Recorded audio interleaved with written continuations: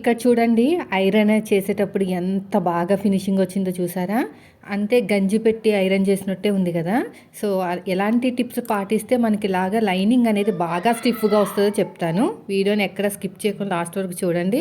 Iron box details కూడా నేను tag చేస్తాను. అది కూడా మీరు చెక్ చేయండి. మీకు ఈ ఐరన్ బాక్స్ కావాలంటే మీరు తీసుకోండి. నేను ట్యాగ్ చేస్తాను, ఒకసారి చూడండి.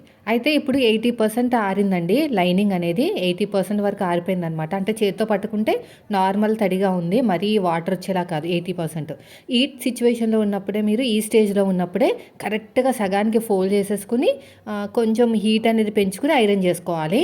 అక్కడ ఆప్షన్స్ ఉంటాయి. ఇది బజాజ్ ఎలక్ట్రానిక్ ఐరన్ బాక్స్ అండి. నేను ఫ్లిప్కార్ట్లో తీసుకున్నాను. ఇప్పటికి 6 years అయింది. బాగుంది, చాలా బాగుంది. నేను అన్నిటికీ వాడతానమాట. పిల్లలు డ్రెస్సులు ఐరన్ చేయడానికి కానీ అన్నిటికీ ఆల్ ఇన్ వన్. ఇలా చక్కగా ఐరన్ చేసేసుకుంటామే.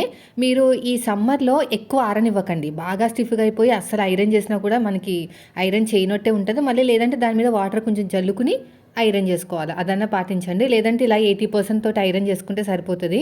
చూడండి, ఇలా వీడియోలో చూపించినట్టు నీట్గా ఇలాగా ఐరన్ చేసేసుకోవాలి. రెండు వైపులా కూడా అంతే, తొందరగానే అయిపోతుంది.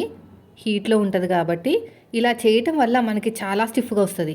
లేదంటే మనకి వాటర్ స్ప్రే కొట్టే ఐరన్ బాక్స్ కూడా దొరుకుతున్నాయంట. నాకు తెలీదు, నేను చూశాను.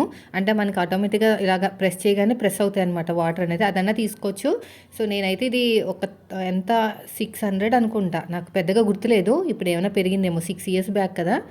చాలా బాగుంది. మనకి 1 year వారంటీ కూడా ఉంది. ఇలా చక్కగా ఐరన్ చేసేసుకుంటే బాగా స్టిఫ్గా నిలబడిపోతుంది. ఈ టిప్ నచ్చితే మాత్రం లైక్ చేయండి. మీరు కూడా ఇలాగ ఐరన్ చేసుకుంటే మీకు ఫినిషింగ్ చాలా నీట్గా వస్తుంది. బ్లౌజ్కి మార్కింగ్ వేసేటప్పుడు కూడా ఎంతో బాగా మార్కింగ్ అనేది వస్తుందండి.